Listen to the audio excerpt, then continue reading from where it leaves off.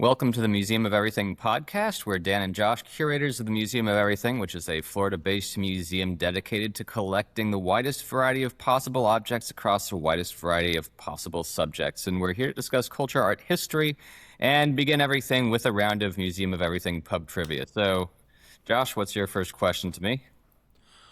What were the beaches' code names during the D-Day landings, and who landed at each? I just need the country, not the specific units. Though if you know the infantry divisions, bonus points. There were 5 beaches, were there not? There were. All right, so Juneau was the Canadian beach. Right. Sword was the British beach. Correct. And then there was you seemed dubious when you were giving me the correct for sword. What's wrong? Well, there were 2 British beaches. All right. Well, but now I'm helping you. Sword and gold. Sword and gold, right? And then Omaha and Utah are the American beaches. Correct. 5 for 5. Good work. Okay. My first question to you is, we'll keep it with a World War II theme. Who was the commanding general of the 101st Airborne during the Battle of the Bulge in the winter of 1944? That would be General Nuts McAuliffe. That is correct. How did he get that nickname? His formal reply, and it was actually the formal reply to the Germans asking for the Americans in Bastogne to surrender, was "Aw, nuts." He crumpled up the memo so he received this letter from the Germans. It was brought to him by his adjutant. The 101st Airborne was completely encircled. The Americans were taken by surprise in the winter of 1944. The war was supposed to be almost completely over, and then the Germans launched a Christmas surprise attack to try to thrust through the American lines, and it left the American 101st Airborne encircled at Bastogne, which was an incredibly important junction, which the Germans had to take. And the road to Antwerp and the road west into France. And the reason I happen to be up on this is because I considered asking you this as a trivia question. So the General McAuliffe got his letter from the Germans demanding their surrender, and he said "on nuts" and crumpled it up and threw it away. And then they talked about what the official reply would be, and one of his adjutants suggested that nuts was a perfectly adequate response. So they just wrote, from the commander, 101st Airborne Battalion, nuts, and sent that back. And then the Germans asked, as depicted famously in the movie Battleground from 49, I think, won the Oscar for best screenplay. Maybe one of our favorite movies, top 3 greatest movies of all time. The Germans did ask for clarification whether this was a positive or a negative response, and the fellow responded that nuts could be loosely translated as "go to hell." So that was but McAuliffe was famously one of the only generals in the army who never used profanity. So nuts was as strong as it got for him. And his men were even slightly surprised to hear him use it, I gather. It was a bold response, especially under the circumstances, and the 101st were able to hold out until Patton. The reason the 101st was in such terrible conditions was because of very, very bad weather was preventing their being resupplied by Allied forces. So they were not only surrounded and alone, but they couldn't be restocked with ammunition or with food. But Patton famously commissioned the chaplain of the Third Army to write a weather prayer for good weather, and it worked, because after that prayer was issued, the weather cleared up and the C-47s dropped resupplies and the 101st broke through. And it's a good thing that I didn't ask you. I was planning to follow-up question to ask you what army did Patton command that raced to the rescue of Bastogne. And although the 101st Airborne did not like the view of being rescued, they thought they were completely fine. So they didn't want it to be portrayed as they're having been rescued. Nonetheless, Patton moved faster than almost any land army in history to relieve Bastogne. And accompanied by the weather prayer. He was one of several generals famous for very fast movement. I would point out that 2 of the other very famous ones were Harold Godwinson, the last English-born king of England, and Napoleon was also very famous for the great speed at which he could move troops around, and the very accurate measurements he could make of the time it would take to move his troops. So clearly a characteristic of a good general. I don't know. It was just something he picked up as a young officer moving artillery around the mountains of Europe. Well, as I think this is portrayed in the movie Patton, which is also a great movie, although I think it only made our honorable mentions list. But when they asked Patton how quickly he could get to the relief of Bastogne, he said that he could attack with his Third Army in 48 hours, and he's more or less laughed at or told to be serious. But he did succeed in getting there in just over 48 hours, covering over 100 miles in that time. It was pretty impressive. Yeah, and remember, it's not just men walking 100 miles in 2 days, which is impressive, but also all the materiel, tanks, supply wagons. In the middle of supply a trucks. very bitter winter. Yes, right, which required a weather prayer to fix.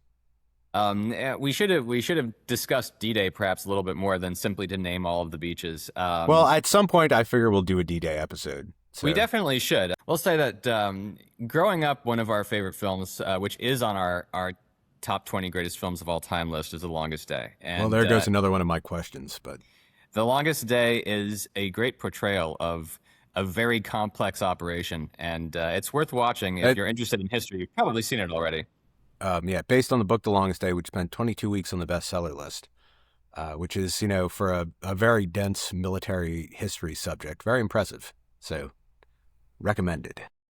Yes. Anyway, all right. So that's one question each. What's your second question to me?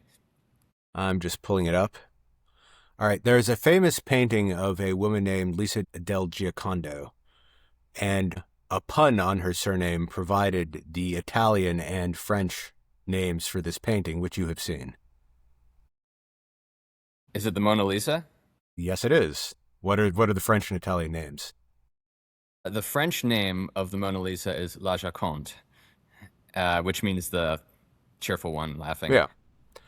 And that's the Italian name too. Yeah, the Gioconda. Yeah, exactly. And so her real name was Del Giocondo. So it provided the fact that she was smiling famously in the painting, and that her last name meant cheerful, provided a very famous pun, which is I think indirectly one of the reasons the painting became so famous. But in any event, good work. That's 2 for 2.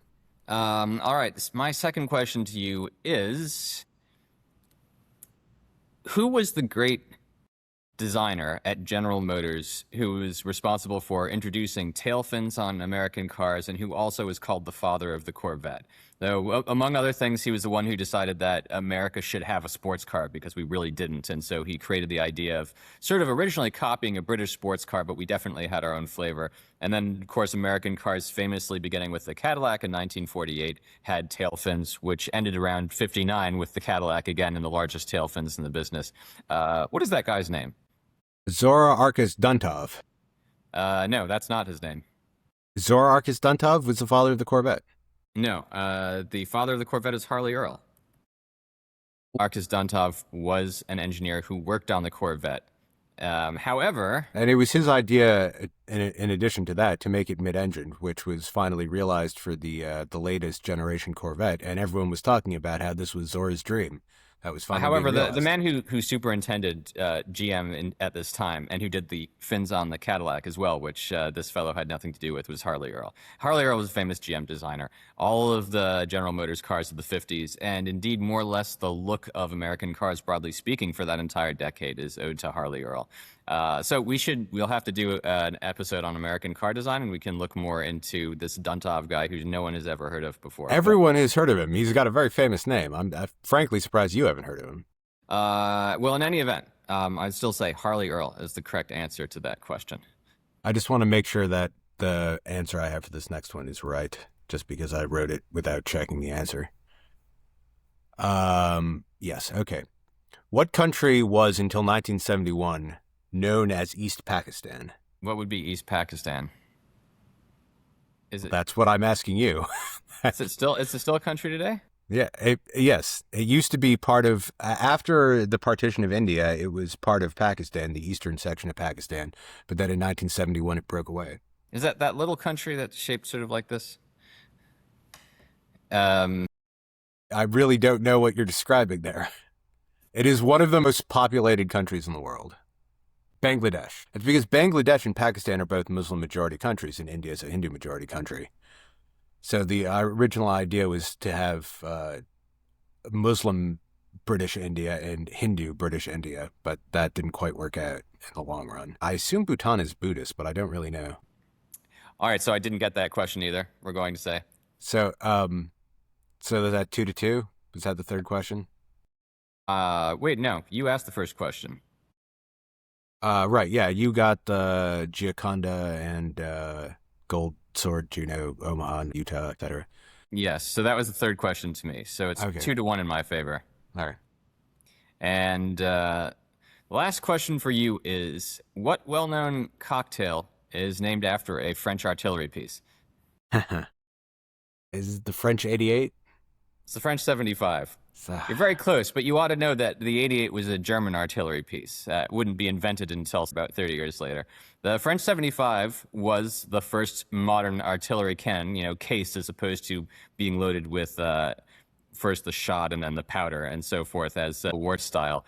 It was invented at the end of the 19th century, and when people came up with the cocktail, it was said to have as heavy a hit as the French 75, and that's why they gave it that name. I win this round of Museum of Everything pub trivia, and I think we can move on to the topic in hand, which is to continue through our list of the greatest James Bond films. We started ranking them all, and we did the worst ones last time. And before we move on to the next film on our list, which is 14th from the top, I just say that I was thinking more about our least favorite, the worst James Bond films of all time, No Time to Die and Spectre in particular. And we touched on this briefly when you described them as insulting films, which they certainly are. Hollywood seems to have gotten, how can I say it? They seem to have a certain amount of resentment towards the fans that they're forced to entertain with these legacy IPs. A similar situation with Disney taking over the Star Wars franchise. And it almost seems at times as though they want to antagonize the faithful fans by seeing how far they can stray away from the reason that people actually liked it in the first place. It's like they're resentful about something. I don't know. Well, I think it's something that we see in business too. You have more experience with this than I do. But when the founders of a company say people who have actual passion for some business or some product are replaced by professional businessmen, then all of the passion goes out of it, and they try to reduce success to an algorithm, to a formula.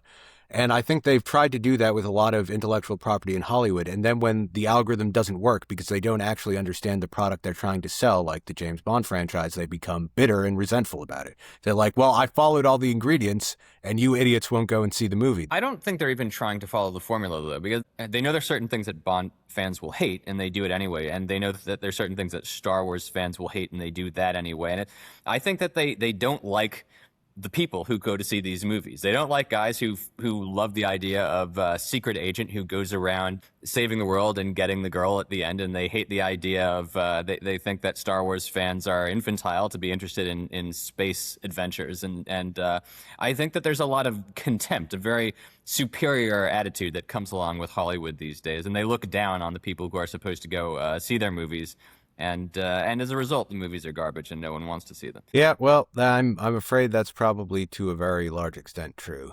When Disney took over Star Wars, I was very optimistic because Disney had a great reputation for making great movies, but that was the beginning of a dark age for Disney and movies in general. But I don't think Disney has made a great movie for a long time. When is the last great movie that Disney made? I mean, in my opinion, they really only made one great movie, which Aladdin. is Aladdin. Yeah, but they incorporated Pixar, and I'm sort of thinking of Pixar too. And Pixar had a reputation for being real top-notch storytellers, and in fact, their guide to storytelling became something that was very widely passed around in the writing community, just sort of as an example of a good story structure. I wasn't a particular fan of it myself, but it did have one point which I always really liked, which is that you can have a coincidence to get into trouble, but you can't have a coincidence to get out of trouble. And that is good advice for any writer. That's interesting. I haven't seen their rules of storytelling. Were they the original studio that developed Toy Story? Right, yeah. Before they were bought by Disney? I think they actually started with Disney, went independent, and then were bought back by Disney, but I really don't know. I'm not an expert on Pixar. In any event, I didn't like Toy Story 3, and I haven't even bothered to see Toy Story 4. I think there's a Toy Story 5 now. I haven't seen either. It's too many Toy Stories, and they became kind of grim and depressing, which I don't think is what Toy a Disney Story story 3 is was supposed to be. incredibly grim.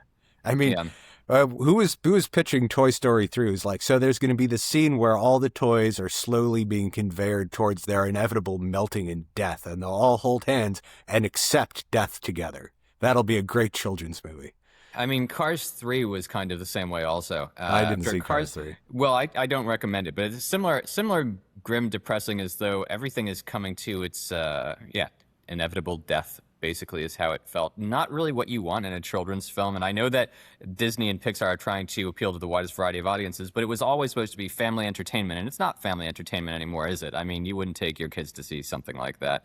Not comfortably, at any rate. But let's return to James Bond, because now we're getting to the part of the list where instead of just being instead of being terrible or acceptable movies, we're getting into some pretty good movies, ones that we've rewatched several times and that we would continue to watch.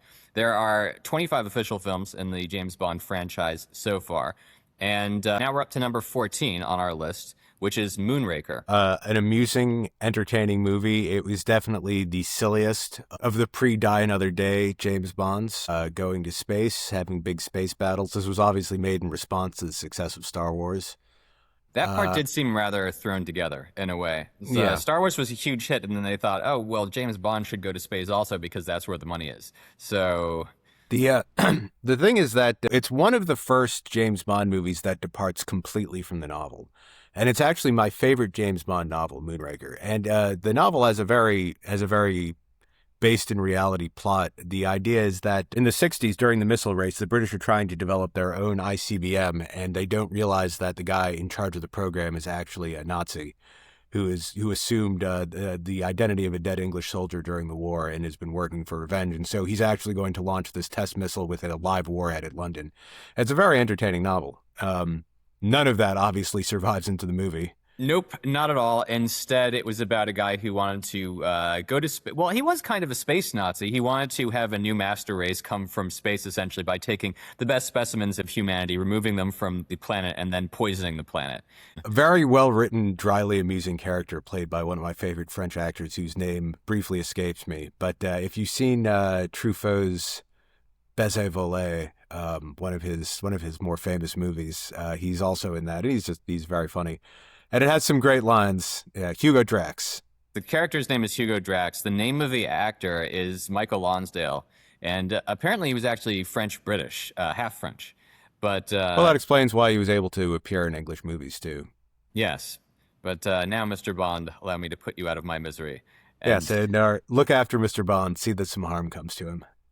he's a great villain. I would say Yeah. that despite One of my favorite villains. It's one of the silliest plots, but one of the best Bond villains. There is a good fight scene in a Venice glass factory that is also amusing. Yep, And good hovercraft chase through the canals of Venice. Would like Die Another Day. Any scene with the hovercraft is a good one. And the Bond girl in this, wasn't she the same as an Octopussy?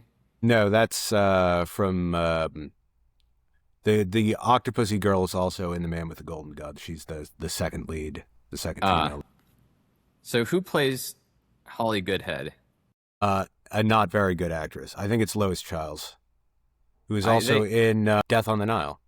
They always, yeah, Lois Chiles, you're right. She was in Death on the Nile, the Ustinov version. Yeah, Which is my preferred version. the of that. quintessential version. The quintessential version. She's actually my least favorite Bond girl, I think, of all of them. In Moonraker? I don't know. Yeah, I don't know why. Her She's not acting very is so interesting, bad. is she? Yeah, she's very bland. She's an anodyne character. All of the good writing was reserved for the bad guy. She reminds me a little bit of the lead in Kiss Them For Me, who's also extremely anodyne and uninteresting. Yeah, I know. I can see that. Somewhat cardboardy. Yes, So exactly. she does get to set up Roger Moore for, I think, my favorite Roger Moore quip, if you can call it a quip, which is, do you know him? And Moore says, not socially. His name is Jaws. He kills people. Which they're on top of a cable car in Brazil. This is a Jaws movie, but it's not the first one. It was because he was so popular in The Spy Who Loved Me that they brought his character back. And A good decision. yeah, it is I a love good decision. Jaws. And Yeah. this is one that worked out pretty well, I have to say. Yeah. They made Jaws a really interesting character in this film, actually, and they even gave him sort of a redemption story arc. Yes, which I is think he's interesting. probably the only bad guy henchman in any of the movies except Pussy Galore who comes over to the good side. And Pussy Galore wasn't really a bad guy per se. Yeah. She was, you know, In any event, yeah. I also Moonraker did actually have pretty good special effects. It might not have been able to Yeah, compete with Star Wars. It was nominated for an Academy Award for its special effects, but in 1980, I think the prize went to Alien instead. probably deservedly. But there are two interesting things I remember about the special effects in Moonraker. One is during the space launch, to create the contrails coming out of the bottom of the space shuttle, they use salt shakers, which I thought was a really good idea. So those are streams of salt pouring out the bottom of the space shuttle as it goes into space. And the other one is because they cannily realized that you can't have fire in space. When they destroyed the space station at the end, they just had the crew gather their shotguns together and blow it apart with shotgun shells, which is also a really good idea. Yeah, and that was effective actually. The that is one of the few good uses of slow motion in films because generally speaking, I think slow motion works badly and should never be used. But they did slow motion shots of the space station models being blown apart at the end, and that worked pretty well. Overall, it's an entertaining movie. It's not a serious movie. It's a Roger Moore movie, and It's which the is Roger Mooriest of all the Roger Moore but I don't movies. want that to sound the wrong way. It's not a kick against Roger Moore movies that they're not quote unquote serious. They are good entertainment, and even though this is only 14th highest on our list, this is perhaps the first movie on the list where I'd sit down and enjoy it in an afternoon and actually look forward to that. It's a good James Bond film. One of the things it suffers from is a very, very weak theme song. It's the worst if you don't count the last two movies, which I would just never listen to. Moonraker is a very weak theme song, which is disappointing because the James Bond theme songs are known for being real catchy tunes. It was a difficult period and in theme song history. So that's Moonraker, 14th best. Also, James Bond film. it has one of my favorite James Bond tropes, which are real machines used by real people, which have death settings on them. So the centrifuge has the kill all occupants setting, which almost kills James Bond. Well, that's a common theme in James Bond. Yeah. I do want to say also about Moonraker is that it has that fantastic boat chase through the Amazon, which uses the alternate James Bond theme, which appears in 3 or 4 movies, which they should bring back. If they're looking for nostalgia bait to bring back for the next movie, I wouldn't mind hearing the alternate James Bond theme again. We came up with a great storyline for James Bond for the next edition of James Bond. I think we should get into that at the end, possibly. In any event, Or we could save it because we still may actually have a chance to use it. yeah, that's true. All right. In any event, the 13th greatest James Bond film, For Your Eyes Only, another Roger Moore film, and I always regarded this as a more serious Roger Moore. Yeah, that was an intentional post back towards seriousness after Moonraker because everyone realized that Moonraker had gotten pretty silly. So this was supposed to be the serious return to form. This was supposed to be Roger Moore's From Russia with Love, which And it was isn't a bit quite. gritty. It was a bit grit. It was a bit on the gritty side, relatively speaking, and because there's an actual vengeance line in this, and James Bond has a chance to exercise clemency in the case of finally having cornered a dangerous killer and decides just to send him over the edge to his doom, which is actually a decision we all endorse, I think, in the context of the movie. But it's a little striking for James Bond, not to say shocking at the time. Yeah, well, it's particularly for Roger Moore. Yes, but also at the beginning of the film, it was kind of this was a scary opening to the movie. I thought It opens with a ship at sea, which is a signals vessel, a secret spy ship, trawling in fish, but it turns out to be trawling in a sea mine, which causes the ship to blow up and sink. And the men are trying to destroy the ATAC encoder aboard, but are unable to do it before they drown. And that is itself actually kind of a scary scene. That is if you see it when you're 10. Definitely. I meant the first post-credit scene, which is where the Bond girl's parents are assassinated by the pilot who's flown her out to their boat, which is just also a scary scene, I have to say. And but the blue and gold macaw survives, everyone will be glad to know, and then reappears in the living daylights. Same macaw. Wait, so this is one of the few Bond films where the pre-credit scene is actually directly related to the No, film that's a misconception. Actually, almost all of them are directly related to the main film. It's only 3 or 4 that aren't. I prefer like the ones that Octopussy. aren't. Yeah, me too. They're fun. Goldfinger, Octopussy, those have just completely separate opening credit Goldfinger scenes. basically established the idea. Yeah. And that is a great pre-credit scene, and again, it has no relation to the movie whatsoever. But it was nice because it was sort of like seeing the short in a movie theater. It used to be when you went to a movie theater, you'd see a couple of short reels, a newsreel, and other things, a cartoon maybe, before the actual movie began. And so it's almost like an additional bonus little movie at the beginning. Yeah, and it's kind of cool seeing James Bond's less involved missions, the ones that aren't about saving the entire world, where the world will be gassed from space or something, or a nuclear bomb will destroy a major city. It's just he's blowing up some heroin plants, or And why not? Yeah. So For Your Eyes Only, I actually really like this film. Yeah. It's Another great theme song. It's a great-ish theme song, but in the main, it's an exciting plot. They do the underwater stuff really well, despite the fact that the Bond girl actually, who was supposed to spend most of the movie underwater, apparently had a nasal or sinus condition that prevented her from going underwater, and so they had to find out a way to film her not really underwater and fake the bubbles coming out of her nose and stuff like that. Which they actually did really well. I never fantastic guessed job. until I saw the making of featurette that she hadn't actually been underwater. Yeah, so they did a fantastic job with the special effects, but the story is a lot more compelling, I think, because it's less silly. And even though it's frightening, at least to the 10-year-old child watching it, it was, legitimately exciting. This is a good thrillery sort of movie, like action and thrills together with characters who are compelling and make sense. And I kind of like the revenge theme, and I even think having a bad guy wearing those sort of octagonal glasses made him look scary also. I mean, there are a lot of little details. The Q branch was way ahead of Google Images in doing reverse image searches. I thought this was a very detail-forward movie in a way. Like, they thought out the details very carefully. The Q scene was great. All of the little parts of the movie came together to make it a really solid film. And a great Q scene also because, as I said, I think in the last episode, Roger Moore and Desmond Llewellyn have fantastic chemistry, maybe the best of any James Bond pairing with Q. And this scene has them sort of after hours sitting in the lab, working a long time on generating this picture of the bad guy assassin who James Bond is trying to identify. And they have a real good repartee going on between them. I think there's a reason for that. The actor who played Q, Desmond Llewellyn, began with the franchise with Sean Connery, and he describes how he had to be directed not to be too deferential to James Bond. I mean, the first time they shot the scene, apparently he was told not to treat Bond courteously. Yeah, this was in Goldfinger.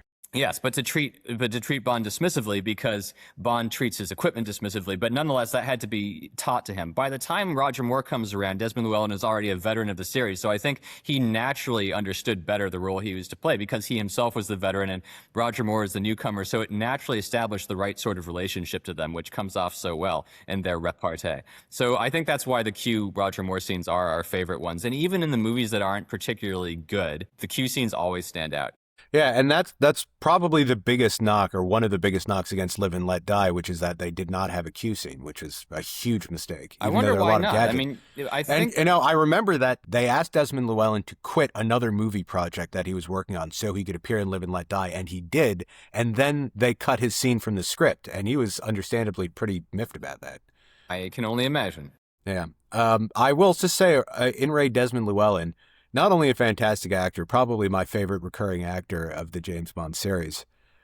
He was an actual war hero. You have probably heard of Colditz Castle, the famous prisoner of war camp for officers during the Second World War, for high escape risk officers. And he was actually a prisoner at Colditz, as I recall, and I think participated in a failed escape attempt. I'm not sure. I would have to look that up. But hell of a man. Good, solid. The sort of man you want working at MI6.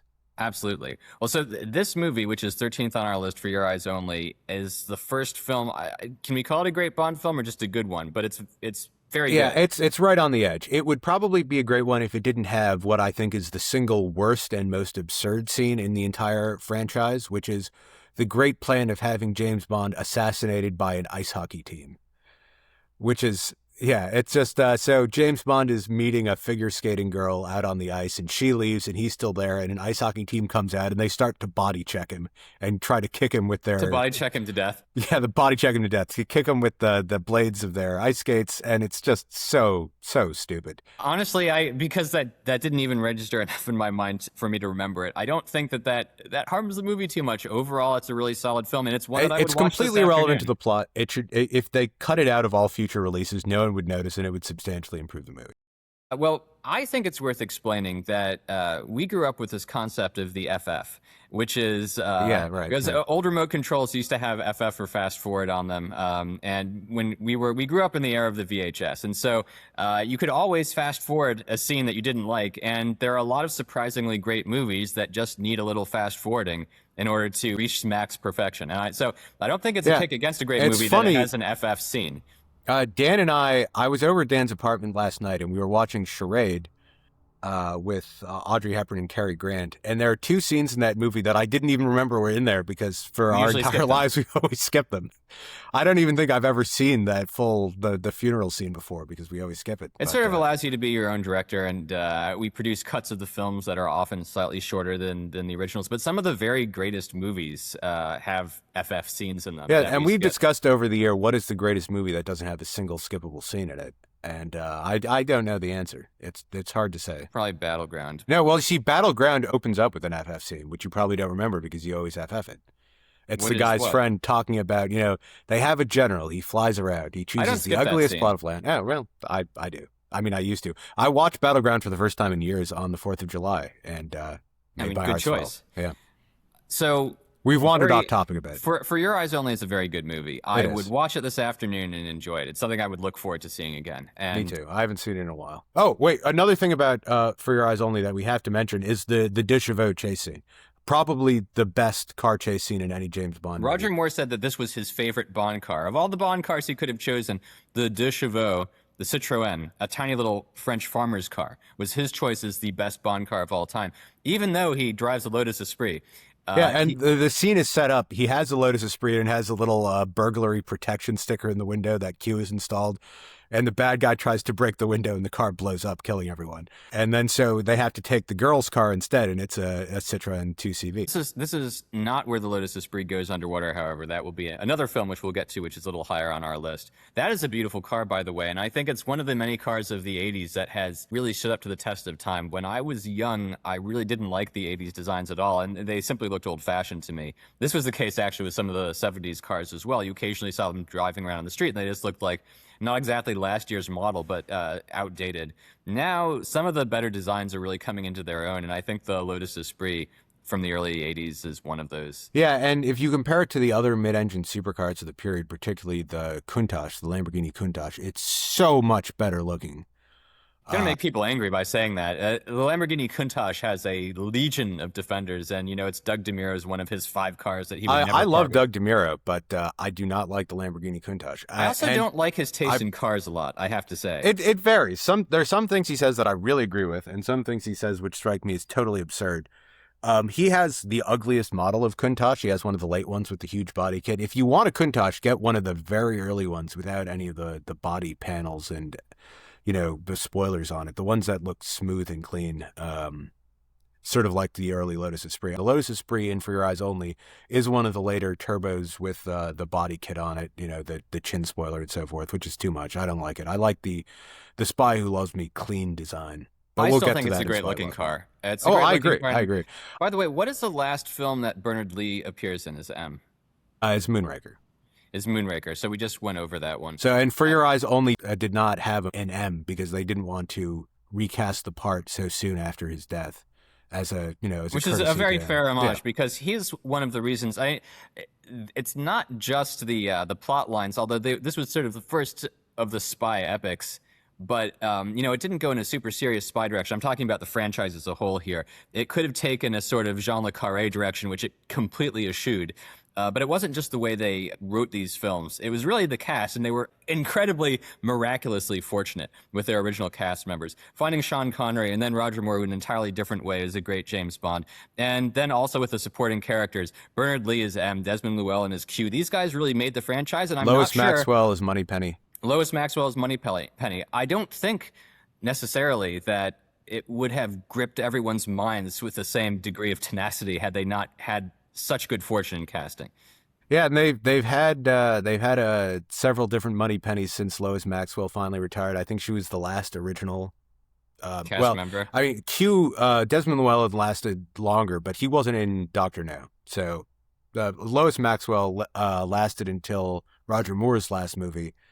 And I defy you to name a Moneypenny who's come since. I think there have been three of them, maybe four, and they've been fine. They just haven't been very memorable.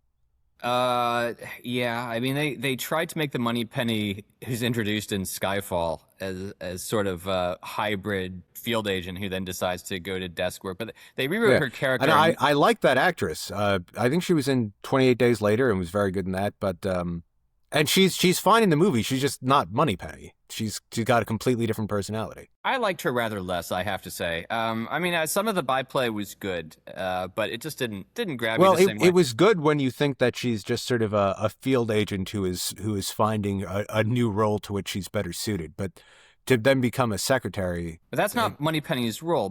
yeah, yeah. That's the thing is that and this is one of the things that I think the modern directors, producers, and writers fail to understand or actually object to is that there are characters involved here. They have particular personalities, and you can't rewrite them willy-nilly to make brand new characters and expect that people will still enjoy them. Moneypenny is M's secretary, and she is desperately in love with James Bond, and kind of in a way that he returns half jokingly, but with a perhaps slight substrata of genuine affection. And you can't just completely chuck this out the window and expect fans of the original series still to like and appreciate it. It's sort of like getting rid of the circular taillights on the Corvette. There's no reason that it needed to have circular taillights. Very good analogy. But that was part of the Corvette. So even if you can't understand why they're there, they were there, and people understand that and appreciate that. Just like having characters, and the details of the character may not matter, except that they establish this lineage, and it's part of what we love about the series.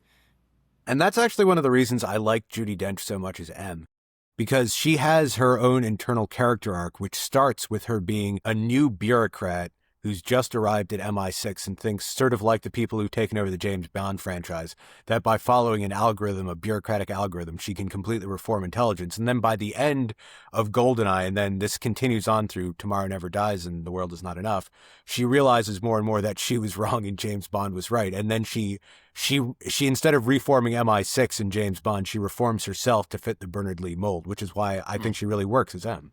I never looked at it that way, but I think you're right. And certainly I objected to Judi Dench in GoldenEye when she first appeared, but I think that you're right. As a result of seeing her develop over a long series of movies, she actually turns out rather well. And I have to say, I loved her in Skyfall. So yeah, she's fantastic. But, remember in her first scene in GoldenEye, she says something like, you don't like me, Bond. You don't like my methods. You think I'm a bean counter. And he says, well, the thought has occurred to me. That's something like that. But then by the end of the movie, she is deferring to his instincts rather than to her algorithmic approach. Yes. And so speaking of Pierce Brosnan, movie number 12 on our list, The World Is Not Enough. A movie that I love. I think we've reached the movies that I love. All right. Well, we hated this movie originally, or at least I did. It's grown a lot on me. I didn't like it at all. I thought that it was another movie, frankly, where the plot is a little hard to follow. And the plot is much less obscure than some of the other ones we've talked. All right, so what's the plot? Give us a very brief summary. There are leftover nuclear weapons in the former Soviet Union, which is a real thing. Some of the plutonium is stolen from one of those weapons and is going to be used to cause the nuclear reactor on a nuclear submarine to melt down in Turkey, thus destroying the Bosporus oil trade and forcing the oil industry to use this new pipeline being built by the bad guy.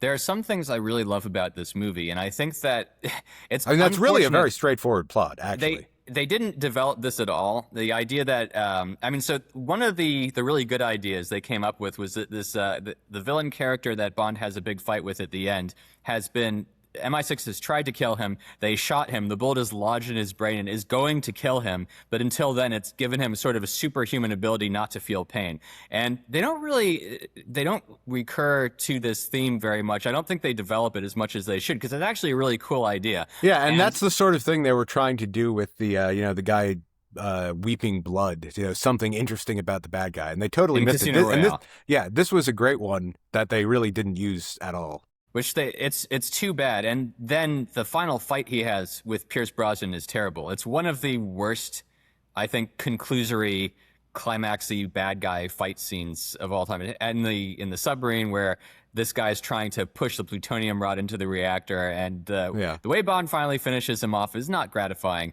And The worst bad guy quip of all time, "Welcome to my nuclear family," which is just, that's pretty bad. it's pretty bad. Despite that, it's a really good film. Well, the thing people always criticize this movie for is having Denise Richards as a nuclear physicist, and I thought she was a nuclear psychiatrist. A nuclear psychiatrist, exactly. She gets so much more hate for this than she deserves, because actually, if you watch the movie, I mean, obviously she's much too pretty to be a nuclear physicist. She's much too pretty to be any normal job. But that's part of the James Bond mise en scène, and she's perfectly good in the movie. She's not a terrible actress. Everyone says she's a terrible actress. She's a lot better than Lois Child, and I think she's perfectly good. And I mean, Christmas Jones, the nuclear physicist. What were you expecting? People are very hard on her for no good reason. It's not supposed to be taken seriously. Again, it's a Bond films run the gamut from supposed to be very serious movies, and generally those are not as good. Yeah. Spectre and No Time to Die were kind of supposed to be completely serious movies, but they end up being completely ridiculous, unwatchably so. The World Is Not Enough is not supposed to be a completely serious movie with this gorgeous nuclear psychiatrist. We're saying that because that was what she said in an interview in, what is it, 40 Rock? 30 Rock, yeah. 30 Rock. It was really fun. And so this is a film where I didn't really like it when it first came out, especially because I'm comparing Pierce Brosnan in my mind to Roger Moore and to Sean Connery. But Pierce Brosnan really had his own thing going on. And I think that of all of the Bond films, Pierce Brosnan's have grown on us the most. The World Is Not Enough is an enjoyable movie and one that I would certainly rewatch, even though parts of it are a little peculiar. And John Cleese's role as a soon to be. Yeah, taking it. It's Desmond Llewellyn's final appearance as Q. He died after this came out, which was a great shame. They introduced John Cleese as his replacement. He only lasted one more movie after this and died another day. But there's a lot to recommend this movie. I mean, the Q scenes are great. They have the Q boat, which he jokes is going to be his retirement fishing boat. The boat scene in the Thames is fantastic. It's really good. Yeah. It would be. We should try to get the Bond jet boat from this movie for the museum. It's a really cool prop. One of the coolest I think of all time. I love the BMW Z8. Incidentally, just to touch on the boat further, everyone should have a launch tube in his building that can fire his boat directly out into the ocean from several stories above water level. That is a great idea. Indeed. Yes, it should be mandatory for all office buildings on the water. You were going to say, In Ray the car. I love the BMW Z8. I think it's an absolutely beautiful car. I'm not sure it's forgivable, however, for them straying away from Aston Martin, especially during one of Aston Martin's greatest periods. Well, this was not during one of Aston Martin's greatest periods. This was right before the greatest period. I like the DB7, but that hardly constitutes an all-time great of a car. James Bond, no matter how badly Aston Martin is doing, James Bond should not be driving a BMW, and I think that was generally agreed at the time. No matter so how you hate the Lotus Esprit? You know what? For some reason, I didn't hold that against them because, for one thing, Lotus is a British car, and. For another, I Roger agree with Moore you is in allowed to do principle. everything differently, but putting James Bond in BMWs made him seem much too businessman-y Germany, even though, of course, probably it's a much better choice for a secret agent who's not supposed to stand out. The sedan, I mean, does he drive a 7 Series? 740 IL, I think it was. In which film? Tomorrow Never Dies. In Tomorrow Never Dies. One of my all-time favorite James Bond cars. We haven't gotten to that yet, but Yeah. Yes. But yeah, so the BMWs, the BMW Z3 is kind of neither here nor there, though I do like it. But it's certainly not a hairdresser's car the way Hammond referred to it. I think that's utter nonsense. I saw one, by the way, in the garage of our building the other day, a 90s Z3 in green, or maybe it was the 2000s. I can't even remember when the Z3 came out now, but it was... it was 90s. It was like 95, 96. It's actually a really good-looking car 97. in the classic roadster, British roadster style. Yeah, exactly. I saw one in the GoldenEye colors in the parking lot of Costco a few weeks ago, and the it Z8 looked fantastic. is legitimately beautiful. One of the most beautiful cars of modern times, and one which not too long ago you could have picked up for a steal, as there was a period where it was not possible. That's not true. And I can tell you that's not true because I've been following Z8 prices since I was in elementary school. Well, what's the cheapest they got then? They never got below like 80 or 90, and now they're back up to like 150 for a bad Well, one. that's my point. 250 Is for a they've good one. over Yeah. doubled. There was a point in which you could have gotten them actually below Yeah, but I MSRP. don't. I think when they debuted, they were 90 new. So I don't think they've ever been below sticker in their Not entire much, history. not Yeah. much, certainly. But if you had to choose one small convertible roadster, just purely on aesthetics, I think it would be the Z8 every time. What do you mean? From what era? From From any any era? era. Yeah. From a I mean, small maybe the convertible big roadster? Healy. Yeah, maybe the big Austin Healy, Well, no, maybe the Triumph TR3. But the E-Type is not a big roadster, you know. I mean, I would certainly I choose see. that. I wouldn't put the E-Type in this category, and I'm not exactly The sure E-Type's why. dimensions are similar to the Yeah. Z8. You know, I guess the you're Z8 right. is a long right. hood. It's a big car, relatively speaking. And It's I not. think, It's a tiny car. It's no, a but I mean, tiny car. I think that BMW was, I mean, they were cribbing an earlier one of their designs, the Yeah. 507 or whatever it was. But also, I mean, it clearly looks a little bit like an E-Type also with the very long hood and the nicely. So yeah, I guess you would put the E-Type first, but then probably second. Just in terms of beauty, automotive beauty, I would put the Z8 there. I don't know. There are a lot of Italian. Well, are we not counting Italian sports cars as the as convertibles on this list that one would include? And What if size we are, engine? the Z8 had an 8-cylinder, All right. Well, in any event, which is by the great way, car. that is the wrong engine for a roadster. A roadster should have a straight 6, or in some cases, it can have a 4-cylinder inline. The Triumph had a 4-cylinder inline engine. That was a tractor engine, though. Straight 6, like the original Jaguar E-Type. That's a great roadster engine. A V8 is more of a muscle car engine. That's an American engine, and the Germans in between. I think they cross-pollinated a lot when they were coming up with these car designs. And I'm not sure the Z8 was ever a great roadster to drive, although we've never driven one. But certainly a great car to look at. Yeah, definitely. You don't see them very often, but when you do, it's always an exciting moment. So we're still on the world is not enough. Wait, shouldn't we discuss the supporting cast here? Yes, well, I was just going to say Valentin Zukovsky. This is Robbie Coltrane comes back from GoldenEye as a sort of bad guy yet friend of James Bond's. Maybe my favorite supporting character in the entire series. Agreed. Absolutely fantastic. He's hilariously funny. It was a good job bringing him back, and they brought him back with a funny role. I mean, they did a really great job. Much better. He's retired from the KGB and now works in caviar production on the Caspian Sea. He's very funny. And can't you just say hello like a normal person? And you know, he has a great character arc also because he gets a chance to be really quite heroic in this film. So they did well by him, I would say, which is more than you can say for a lot of other characters who appear in James Bond. What else is there good in this movie? We had a friend who loved the Steyr the Steyr submachine guns that the guys in the paragliders use. I'm not a huge fan. I'm not a huge fan, but I do like the. You know, generally speaking, we are, I guess, originalists or whatever you'd call that. So we like it when James Bond has a PBK, but he did not have one of those. He uses the P99 in this movie. Exactly, but it looks great. I love the P99. We do both love the P99. Yeah. It's a really well-designed pistol. It's great to shoot. It has this wonderful trigger design, which is not quite a double single action trigger, but it was called an AS trigger, an anti-stress trigger. Yeah, well, it's because it's a striker fired gun, not a hammer fired gun, and so there's no traditional double single action. But once it's sort of cocked, as it were, on subsequent shots, the trigger pull is very light on the first. On the first shot, it's a slightly longer trigger pull. It's a great design. It feels very good in the hand. It's a little bit less bulky than some of the other polymer frame pistols. It's a lot less blocky than Glock designs, for example. It feels fantastic in your hand. The one I have is a 10 millimeter, which is a 40 caliber, which is a higher power cartridge than a 9 millimeter. Yeah, that would have been a great gun, but it's so well designed. It feels like a 9 to shoot, even though it's a 40. It's a low bore axis. If you fired a lot of Walter pistols, as we both have, they took this trigger, the fineness of their triggers too far in the later guns to the point where they're actually a little dangerous, I would say. But the P99 was the pinnacle, and that's the Walter I would carry if I was. I think it's the best pistol they ever designed, and I've wanted one for some time.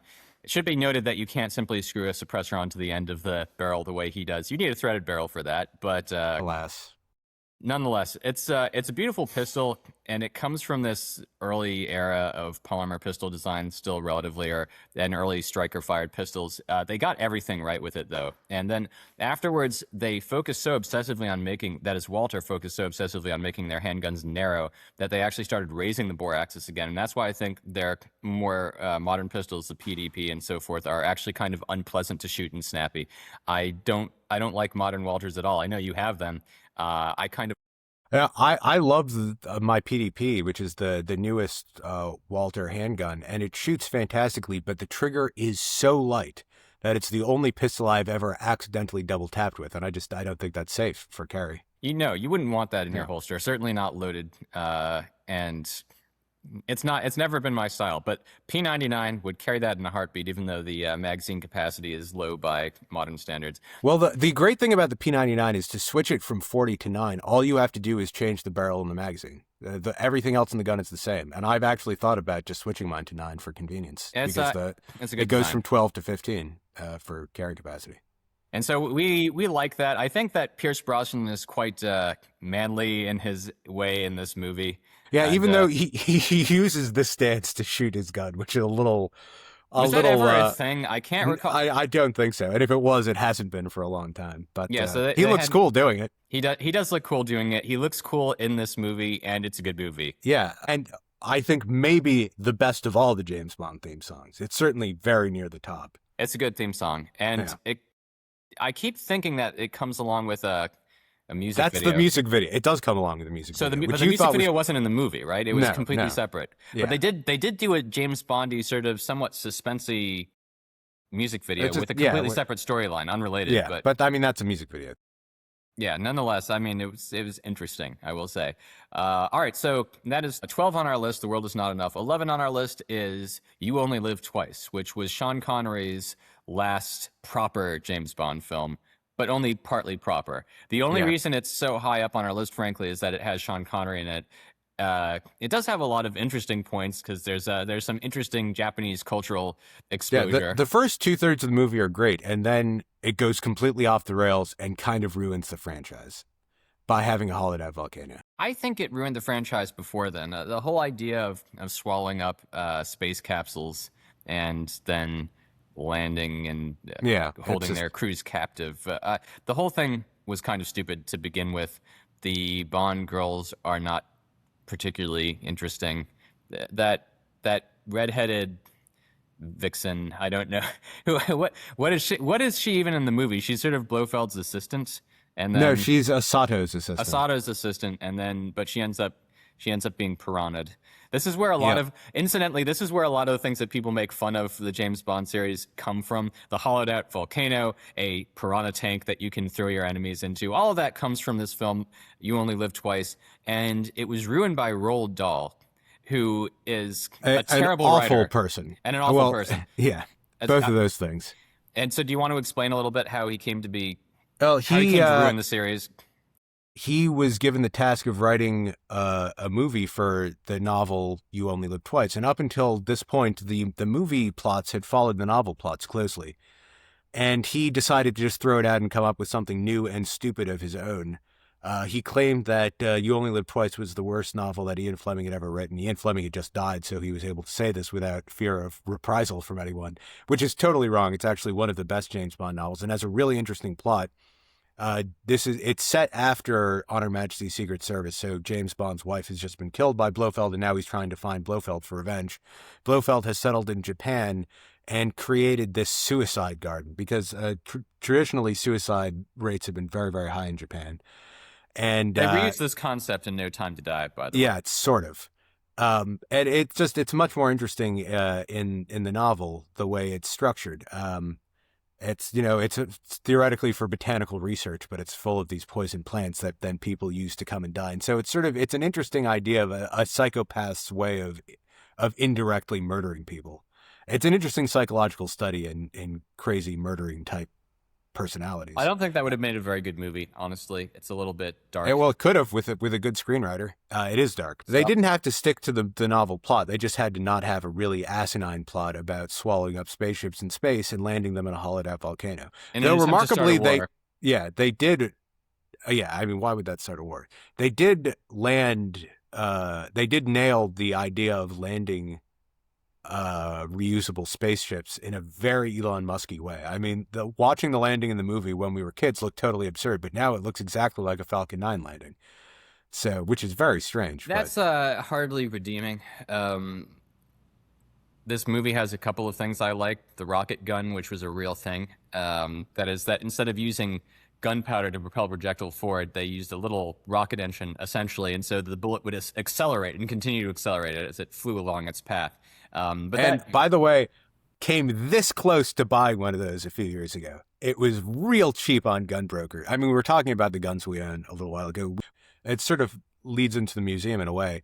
And there was one of those rocket guns that came up for sale, which does not happen very often. And it was quite cheap because it wasn't in great condition. But it ended up getting bid a little out of my price range. And the ammunition is so hard to find and so expensive that it wasn't practical. If but someone I would were love to to remake that ammunition, probably you'd find a ready market for it. Since Yeah. that's one of the things that makes the gun prohibitive.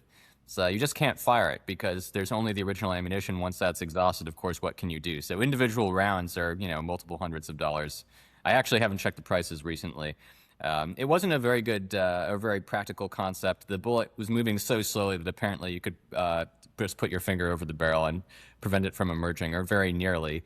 And it was wildly inaccurate as well. These guns didn't actually have rifling in the barrel. The bullet actually had sort of canted rocket nozzles that caused it to rotate as it flew through the air. Even so, it was a cool if it idea. had gone through a few more generations, they probably would have fixed all little problems. Sort of Maybe, like the Zeppelins. it was certainly a cool idea, and it works well in James Bond context. And I like the training camp that they have. I like the whole idea of sort of the Japanese equivalent to MI6, and with Tiger Tanaka. Tiger Tanaka, love him. And so, culturally speaking, all the Japanese stuff is really interesting, but the movie itself, the plot is silly, the bad guy is silly, even though when he leans forward and says, "I'm Ernst Stavro Blofeld," that's probably the best introduction that Blofeld ever gets on screen. And it was supposed to be a big reveal, and I guess in a way it was, because in the Sean Connery movies up to that point, they'd always hidden Blofeld's face, and so you never knew who he was. I frankly think they should have continued to do that, because Yeah, I agree. it makes Blofeld much more menacing if we never know exactly who he is, just like Maris in Frasier. So when they finally revealed him, it was, even though they did it well, relatively speaking, it was still a bit of a disappointment. And certainly deciding to live out in a hollowed-out volcano, it's a fanciful and whimsical idea, but also just a bit too silly. And especially given the extraordinary caliber of the Sean Connery movies up until that point, this was just a big letdown. And I think it's Roald Dahl's fault. And I think that if Roald Dahl had never been born, the entire world would be a better place. Yes, the world would be a better place. The Bond franchise would have gone in a better direction. Nothing of value would be lost if we didn't have Charlie in the Chocolate Factory or James and the Giant Peach or whatever other stupid books. Traumatizing stories, by the way. Yeah. Little Nelly, the gyroscopic helicopter. What are they called? Rotoscope? No, not rotoscope, but that's a film. That's an auto gyro. Auto gyro, the auto gyro helicopter. Well, it looks like a helicopter. The interesting thing about an auto gyro, the reason that it's not a helicopter is because there's not actually an engine spinning the rotor at the top. The rotor spins as a result of its moving through the air, and in the course of spinning generates lift, rather like a static wing does, except that it's a rotating wing. But all the lift and thrust is being generated by the pusher engine back. Yeah. As it pushes so that's why it can't hover. As it gets pushed forward, the rotor spins and it generates lift. It was an interesting idea. Certainly the aerial fight scene is pretty creative, and even though it's silly in its way, it's also one of my favorite parts of the movie, I think. And one of the other scenes that uses the alternate James Bond theme song we mentioned from Moonraker. Interestingly, if you want to see an auto gyro, come to Miami Beach, because they fly past here all the time, and I've never seen them anywhere else in the world. I don't know what makes them so big in Miami Beach. But... Not presumably armed with Bond's rockets and so forth. But no, but they should be, and it would be cool if they were. Considering, I mean, maybe it's not surprising given how often Bond gets himself into a scrape, but it has always surprised me how often bad guys try to kill James Bond from the air, helicopters especially. And something I noticed the last time I watched this movie, I noticed that when they're having that fight scene at the docks, he reaches into his jacket and pulls out his PPK, but it's not a PPK. It's a Colt 1903 for just one shot, and What? it's Yeah, I don't know why. Did they lose the PBK while they were filming Maybe they that thought people one? wouldn't notice. I certainly never did. Yeah, well, anyways, it's just a little strange. All right, But so that's the 11th film on our list, and we're about to get to the top 10. Now, let me just say, Sean Connery is so much better than anyone else who played James Bond. And this is not a knock on Timothy Dalton or Pierce Brosnan or Roger Moore, any of the other guys who I really like. But just Sean Connery is the guy for James quintessential Bond. James Bond. But if it wasn't for him being in this movie would be substantially lower on my list. Because I think if you ask me right now, what would I rather watch? You Only Live Twice or The World Is Not Enough? I would say The World Is Not Enough. Probably true. Probably true. And so again, it gets bumped up in our estimation because it was one of the early series, one of the original series. But still, there are a lot of problems with this movie. I think the movie sort of changes in real time. Over the course of watching the movie, it starts out looking like it's going to be pretty good, and then it's disappointing. What can I say? Yeah. Well, that's what I mean about the first 2/3 of the movie being great and the last third being awful. Certainly the idea of having to fix James Bond up to look Japanese. Well, I completely forgot about that. That's so stupid. That is a low point for the series. It's a bad I moment. didn't even realize that's what they were trying to do for the first 10 years I watched this movie, because he doesn't look any different at all, except he has, like, bangs. It seems completely ridiculous, and I'm not sure if it qualifies as campiness, but it certainly points towards the sort of thing that they would do in Diamonds Are Forever. I think it is campy. It's the beginning of the end of good taste in James Bond. Yeah, so does have a great Bond car, though, and they had the Toyota. The Toyota, is it the GT2000? Yeah. And a one-off, because Sean Connery was too big to fit into the Toyota GT2000, so they had to turn it into a convertible just for him. And so they literally had Toyota did this. They told Toyota what the problem was. The Toyota engineers came up with a completely new convertible car that they hadn't even been planning to manufacture. They did this in record time, and it appeared in the movie. So it wasn't just cutting off the top of a coupe, because they had to add all sorts of reinforcement and so forth. Tremendous engineering job, resulting in a really beautiful one-off car. One of the most beautiful roadsters. In fact, that would be higher on my list considerably, I think. Considerably. Well, yeah, if it was a real car, then it would be. Well, it is a real. I mean, it's a one-off. It's a prototype. If they put it into production as a roadster. The hardtop is beautiful, too. And that was a car that I thought, an old Toyota, I'll be able to pick that up for a song.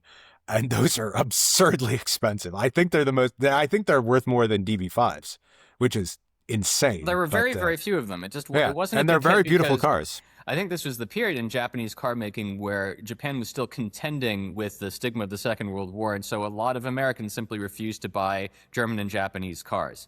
Yeah, and this was before the era of very high Japanese reliability. It was just the beginning of it. Exactly. So there's the beginning of the Japanese auto industry.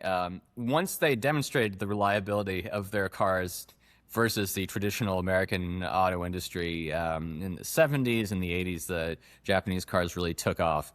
But that was also a result, I think, of the stigma gradually dying out as a younger generation of car buyers came onto the market.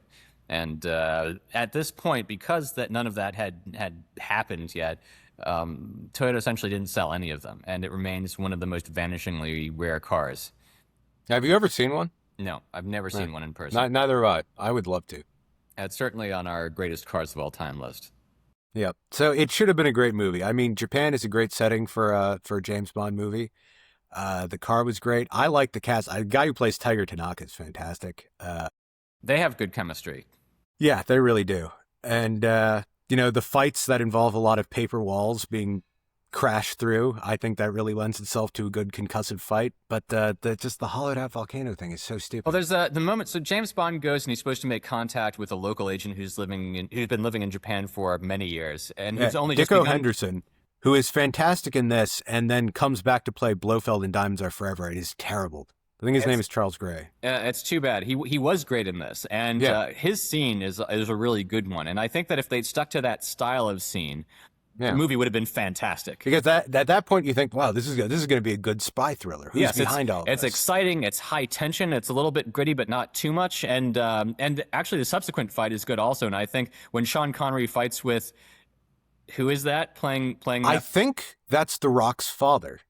Dwayne The Rock Johnson's father. Certainly looks like him. Yeah, I would have to check that, but I think someone told me that recently. It's a good fight scene. Which I didn't know. It is a great fight scene. It's sort of James Bond versus a sumo wrestler, basically. I mean, I don't think he's actually a sumo wrestler, but he's built big, muscular wrestler guy. Someone kills James Bond's colleague. James Bond tracks down the assassin and takes his place and gets sort of smuggled back into the bad guy's office, where he has a fight with this guy who may or may not be The Rock's father, and beats him by smashing him over the head with a statue and breaking it in half, like a stone statuette. And the next morning when he goes to visit the bad guy's office, the stone statuette has been replaced with a new one, which is a funny detail. And that's the sort of thing that makes it an enjoyable movie to watch. And unfortunately, they completely lost the thread of that in the end.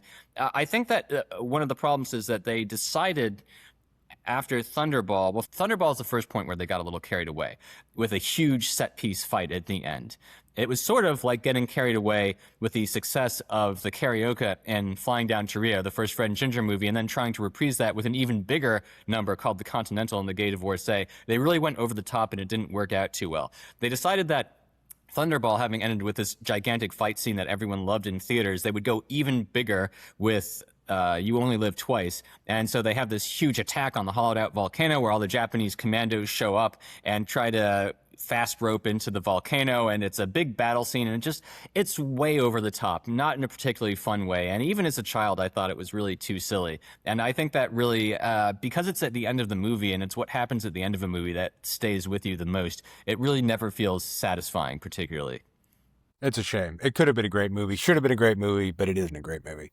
And I think it should probably be slightly lower down on the list, because I'm going to say that I prefer The World Is Not Enough. Well, it's not just about what movie you want to go watch today. We have to give due precedence to to the Sean Connery-ness of the movie. Now, it's not just because Sean Connery is in it. I mean, Diamonds Are Forever is third from the bottom in our ranking, but I still think that this movie has a lot of redeeming features, and I wouldn't mind watching it again. Maybe not today. I think I'll be going to see The World Is Not Enough instead. Or... Maybe not today, maybe not tomorrow, but soon for the rest of your life. Please don't confuse franchises. Okay. And in any event, that brings us to the top 10, and I think that we should pick up the top 10 on a subsequent occasion. Yeah, we've gone on for a while. We have, but that takes us up from, we've done Moonraker through You Only Live Twice, and so we'll pick up the next episode with So our just top 10 list. before we finish, just read off all the ones we have so far and tell me where you would put Never Say Never Again in this list. All right. I will read off the movies from bottom to top. You will give a quick one-line summary of your view of the movie. All right, so 25th place, Spectre. Maybe the worst movie ever made. 24th place, No Time to Die. Maybe the second worst movie ever made. 23rd place, Diamonds Are Forever. Only redeeming features that Sean Connery is in it. 22nd place, A View to a Kill. Finally getting into decent movies. I like A View to a Kill, would totally enjoy watching it. 21st place, Quantum of Solace. Has grown on me a lot over the years, way less bad than I used to think, and might move further up my list in future. 20th place, On Her Majesty's Secret Service. A great movie that's only this low down because Dan hates it. 19th place, Live and Let Die. An indifferent movie, Roger Moore's introduction, he didn't really have a feel for it yet. 18th place, The Man with the Golden Gun. His second movie, and he's starting to get a feel for it. Improves on every front, better villain, better plot, basically, but a little too silly, a little too campy in places. 17th, Die Another Day. Die Another Day, very silly. The last Pierce Brosnan movie, very Roger Moore-esque for Pierce Brosnan, but a fun, if somewhat silly action movie that I enjoy. 16th place, Casino Royale. The opposite of Die Another Day. It's a movie that came directly after Die Another Day, and it was too hard an adjustment in the other way. So all the fun is gone. It's a very gritty spy thriller, but it's also got a lot to recommend it. 15th place, Octopussy. Roger Moore's second to last movie, a lot of fun. Finds a good happy ground. It was written by one of my favorite novelists of all time, yours too, George MacDonald Fraser. 14th place, Moonraker. Very silly, very fun. 13th place, For Your Eyes Only. Much less silly and even more fun. 12th place, The World Is Not Enough. An incredible movie that grows in my esteem every time I see it, with Denise Richards as the nuclear psychiatrist. 11th place, You Only Live Twice. The last traditional Sean Connery movie before he left the role for the first time. Could have been great, but instead kind of ruined the franchise by introducing the campy silliness of the hollowed out volcano. All right, and that gets us up to the top 10, which we'll carry on with on the next episode. Okay, so where would you put Never Say Never Again on that list? Never Say Never Again, I would put probably right above or below Diamonds Are Forever at the very bottom. I think so too. I would put it above Diamonds Are Forever, but below A View to a Kill. Definitely below A View to a Kill. I just think it's kind of a wretched movie, and It's not as bad as I remembered. I rewatched it pretty recently. The opening scene is surprisingly great, and just sort of seeing Sean back in the saddle, so to speak, it's a nice warm there are feeling. moments, but it has all the vulgarity of Diamonds Are Forever, and It's actually, I would say, it's less vulgar than Diamonds Are Forever, in any but event, more vulgar than it ought to be. it's a movie that I never found enjoyable and always found slightly off-putting, and that's the way I will always think about it. I agree, but it's not one of the irredeemably awful bottom three. It's clearly better than Diamonds Are Forever, No Time to Die, Inspector. It's almost irredeemably awful, I would say. I certainly will not be watching it again, not unless there is some tragedy of nature that makes it necessary. If I were told that I had to save the world by watching Never Say Never Again, I think I probably would, but I'd have to think about it. Whereas if it were No Time to Die, you just say the world has had a good run. That's about it. Let's Time to wrap it Die. up.